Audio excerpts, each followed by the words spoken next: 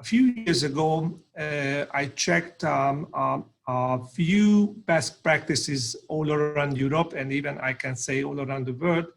And I found that 3 countries in the European Union, they are leading with the aging topic or elderly care. These 3 countries is, I think, the leader, I can say, is one of the leader is definitely Netherlands, and in Central Europe, definitely in Poland. Also, there is one country which is very, very unique, and they have a huge achievement. This is Finland, and the Finnish people and the Finnish entrepreneur, they are very good developing tools, softwares, and many things. But unfortunately, they reflect hardly on the care. So they are very, very innovative, but especially I think the human touch is a little bit missing from their solution. So that's why we decided to go with our key topics and key speakers, focusing on the real care and the friendly care. And I think I would like to ask, first of all, Dr. Jan Jukema, Professor of Nursing from Saxion University of Applied Science, which is in Enschede in the Netherlands. And let me share you a very interesting topics. A few years ago, we met in person, and I just did a Google search, and I try to find the best professor voted by the students in that particular area, and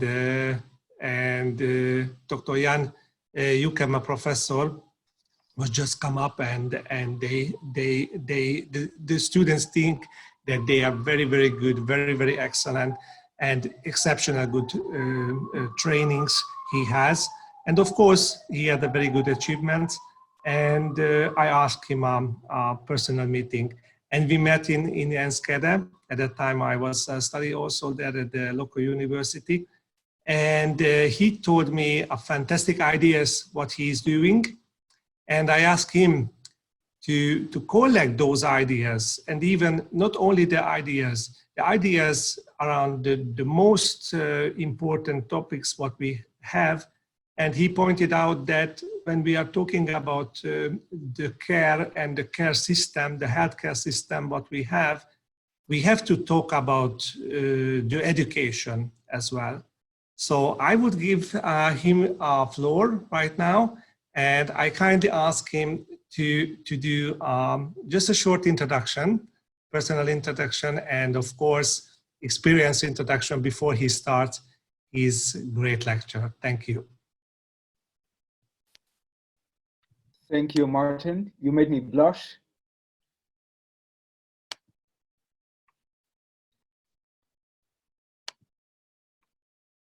So thank you very much, Martin, for your kind words and the introduction you have given to me. So my name is Jan Jukema, and I'm currently a full professor of nursing at Saxion University of Applied Sciences. That's in the eastern part of the Netherlands. And my background is mainly in the area of nursing, gerontology, and I've written a dissertation about in the field of care ethics and nursing science. And the last couple of years I'm doing and studying mainly participatory research. And the last 2 years, I'm heavily involved in a number of large-scale projects around citizen science. So my whole work is trying to work with older adults as sources of knowledge and expertise as it comes to the development of care, services, products, and even processes. So today I would like to share some thoughts about what we call, or what I call, co-creation, and also some experience and what is needed for doing the practice of co-creation. And I will highlight one of the examples I have worked on a couple of years ago at my former university in Zwolle. So when we are talking about age-friendly, first of all, I think it's important to think about the key components of what is age-friendly and what is age-friendly healthcare. So if we are have a first look at friendly, and I looked at the Oxford Dictionary, it's already helpful to give an understanding of what the meaning of friendliness could be. And that is words like helpful, to make it ease, to help somebody, and at least as important, that friendliness means that something does not harm. And we all know that healthcare is aiming in the end to comfort people or to heal people, but we know as well that healthcare adds suffering and is harmful as well for patients across the world. So that's one first thought about what the meaning of friendly is. And the WHO does make a lot of work in the area of aging, and they have made a position paper on age friendliness. And one of there are, let's say, two key components of that paper, and that's aligning health system to the needs of older people and creating age-friendly systems or environments. And I like the word needs, but I think when it comes to older age, also other aspects should be taken into account. What are the demands of older adults? Especially the current cohorts and the next coming cohorts of older adults have demands on what is good healthcare. And also, what are the characteristics of particular groups of older adults? And often we describe older adults in terms of decline, and that is a part of their existence. But there are also changes, some positive changes. For example, the change in deepening their relationships or deepening their wisdom. And I think, in my thinking about older people, one main characteristic should be taken into account, and that's the older you become, the more unique someone becomes, so to say. So old age and uniqueness is really a connected pair, and that gives many challenges when you see to healthcare or leisure or tourism or housing. Uniqueness is not, let's say, the best characteristic met by these developments, because they are often looking for commonality in a particular group. So for today, I would like to share at least one or two key messages that if we want to work on age-friendly healthcare or wellnesses or whatever, it asks at least the willingness of those who are in power. And we know often the ones who have the money are in power. They have to have the willingness to collaborate with others and with other relevant stakeholders. And it asks for a systematic approach. Co-creation, working together, does not occur out of the blue. It takes hard work. It takes systematic, and it takes a systematic approach, therefore. So in my recent thinking, or let's say the last 5 or 8 years, I've done some work on co-creation, and step by step, I have developed this thinking, or this conceptual thinking about co-creation, and I call it the gerontological co-creation. My sources are mainly care ethics, but also the work which has done in businesses and in the design world. So to have a closer look on what I describe as co-creation, then the first part is that it defines, or it gives light on the needs, but as well on the aspirations. What are people looking for? So we have to define and prioritize the needs and the aspirations of all the persons and their network. I think the latter is equally important. The second part of co-creation is making choices. What are we working collectively work on? And that can be individual things or approaches, services and products within a particular context. And I think we should take that into account as well. So making choices, making new things is always a part of a context which is, let's say, more or less say given. So the financial situation or the cultural or the moral possibilities, they make the context in which we have to make these choices. And finally, co-creation is not only to design or to think about something we want to develop, but also to implement and collectively evaluate the impact of these, let's say, these new products, services, or approaches. In this approach of co-creation, I think we have to take into account two, let's say, approaches of co-creation. It is a practice, so it's a method.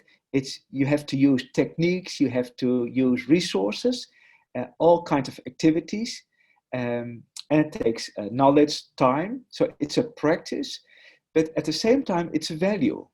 It values in the way that it values the other as a knowledgeable person. It acknowledges the being. It acknowledges the experience and the knowledge of all persons who are involved. So it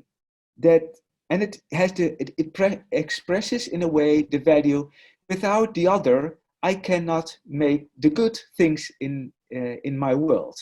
So it's a practice and it's a value which should be taken into account as well.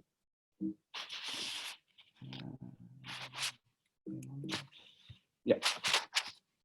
So if we look to co-creation, as one of my central messages for today is, it takes the willingness of those who are in power to listen and to share, to put the final goal in the center, and to acknowledge the value, power, richness of different forms and sources of knowledge and experiences. And within healthcare, that's not so easy, because healthcare has many faces, has many dimensions, has many stakeholders with sometimes even conflicting goals. Because in a way, healthcare is an expression of solidarity, but it's at the same time a competitive business. It's making big money. It's a complex practice of legislation, quality measures, even competing quality measures, professionals, clients, suppliers, all of these, let's say, stakeholders, or all those people who are involved have their own contributions, and they have their own saying, and they have their own, let's say, goals in what we call the construct healthcare. And at least, and at the foremost, it's a practice of responsibility and power. Nurses are in power of the client, and sometimes the clients are in power of the healthcare professionals. And we have to acknowledge that healthcare has this complexity, and to add, let's so to say, the co-creation adds in a way an extra complexity to this context. So if those who are in power do not have the willingness to make this step, co-creation will never happen. So how to work on co-creation if it comes to age-friendly healthcare? So it is the willingness of those who are in power to co-create, to making things happening with others. And the last, let's say, 2 or 3 decades, more and more participatory research and working methods are developed by researchers, but also by innovators and by entrepreneurs in how to facilitate these kind of doings working together. From the research part, participatory research for health and social well-being, written by colleagues from the University of Amsterdam and her colleagues from across Europe, Tineke Atma. She is a leading professor nowadays as it comes to participatory research. And then you can see that this notion of power and responsibility on sharing knowledge and expertise and experiences, that's one of the keys of her work. Then the approach of design thinking, that is known in the world of the designers, and it's more and more applied in healthcare and social work. So more and more of our projects, and also across other universities of applied sciences, use this design thinking as a way of to set up collaborative work with all stakeholders. And one of the, I would say, one of the most promising developments nowadays is this work on citizen science across Europe, but also across the world. And citizen science in health and healthcare, it's a new area, but we think it's an promising approach to work with citizens, and citizens work with researchers in developing knowledge and new things. Currently, we are here in Twente, in the eastern part of the Netherlands. We have a huge 4 million project on healthcare, technology, and citizen science. So at my work at the University of Windesheim, I've been there for more than 20 years. We had a applied gerontology program, and we were co-creating with older adults and students and age-friendly services in an educational living lab. And we published that in a journal in the UK, International Journal of Practice Development. And I think it's worth to have a look on it, because it shows how nicely you can work together with small groups of older adults and small groups of students in co-creating a shared story on what is good education and how can we create together a service for a particular group of people in a particular area. So some final thoughts in this presentation to consider. First of all, and I think that's one of the most striking questions, and also one of the most complicated questions, is who are involved? Which older adults? I'm currently working most of the time with people like me, well-educated, with a wide background, rather wealthy, rather healthy. We do in most of these projects, people with a migrant background or with a low social-economic status are not involved. So I've changed this last year, and now we are working with several groups with Turkish migrants from Turkey who are suffering of, who are facing dementia. But which professionals do we have to include as it comes to age-friendly healthcare systems? I think we should include also the cleaning people, and also the one who are in, let's say, the service providers, and not only the healthcare providers in a particular hospital. How to deal with power, how to deal with influence. With whom and what to connect. Do we work together with the known groups like the AARP, the AIDS platform, and they are all, so when we have chosen for that group, we have left out other groups and other influencers in this area. And finally, and I think that's on the bottom line, one of the big questions, is there a specific need for age-friendly healthcare, and who is expressing that need? Is it a new buzzword? Is it a new research area? And if it's a new research area, researchers are they will take the profit of it. So I think we have to take into the account as well that which steps should be taken into this age-friendly healthcare movement, and if so, we are making these steps. My plea for co-creation as one of the practices, but as well one of the underpinning values of doing these kind of improvement of healthcare and social systems and housing across Europe and across the globe. Thank you for your attention. Thank you, Professor Jan. It was very, very fascinating, and I know that you are working on this topic for a very long time. And I kindly asked Tamás to open the question Q&A section that from now on, all our viewers, listeners, they can place their questions just right after the presentation. And I completely agree with you, Jan, that old age is absolutely uniqueness. And I remember when we had the last conversation in person, that we were talking about the problem or the process, the current process of the elderly care. What you touched a little bit now, and I remember that we had a long discussion about the two ways what represents the elderly today. One is definitely the human factored elderly care, what could be in Europe, especially the independent living or the community living. And we had a quite interesting discussion, and you had a point what you reflect on, that the other way is the age of the robotics. I mean, the age what we're living in, the robotics is coming up. And we know, not from science, but from everyday practice, that two countries in the world, they are leading in the robotics, especially in the elderly care, and this is Japan and Germany.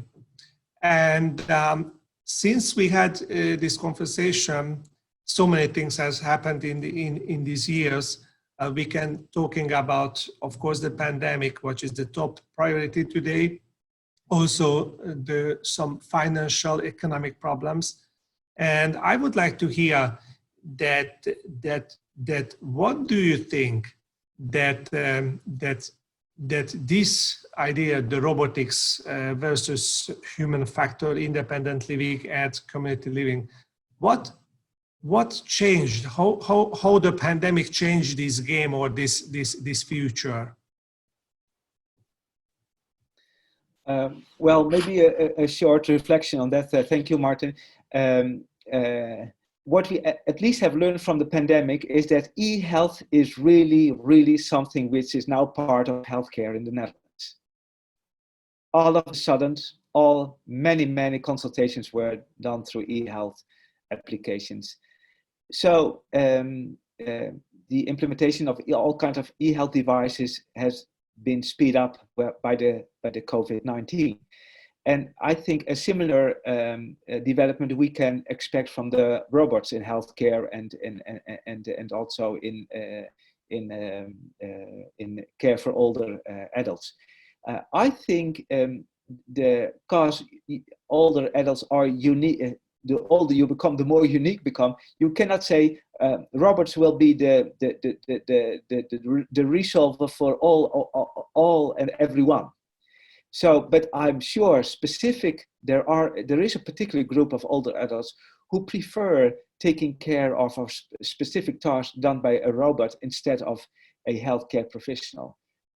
Do not underestimate what it means for older adults to be dependent on what time and who is coming on this particular morning.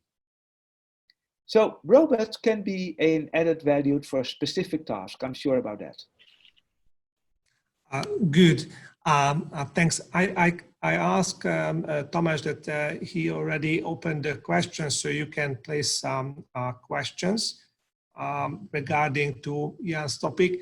And meanwhile, I would like to know your idea that I know in the Netherlands, the special care centers like dementia or Alzheimer, you have, I don't want to name it, but you know those world leading care homes that what type of changes, how can you prepare, for example, your students, or how can prepare in the education if the next pandemic or maybe any other pandemic will come, because you know that the people who are living in this isolated area, it's detectable, controlled. But what about the staff, the nursing staff who are working on it? How hard is it for them? Well, as I think it was all over the world very hard for especially the healthcare professionals, but also for the relatives when it came to this COVID-19 situation, when all these facilities were closed down. So we have to learn from what we have experienced. And I think the lessons learned should be learned together with older adults and with their relatives and with the staff. What are their experiences? What were their solutions? What were their way of doing with this, let's say, this with this lockdown? And what are their, let's say, what are their thoughts about solutions, or how to deal with the next wave? So we cannot leave it to the administrators only. People will not accept that. Each nursing home, each facility has to find its own way to co-create, let's say, a solution within the legal, let's say, framework and within some other frameworks as well. But each of us, all the adults, their relatives, the staff, nursing, students, they have a shared responsibility in how to deal with these kind of crises. Thank you. So it's quite interesting what you are saying, especially here in the Central Europe, that not leave all the pandemic issues to the government administration only, because there could be some real challenges, and of course it's always there's a personal view and personal touch.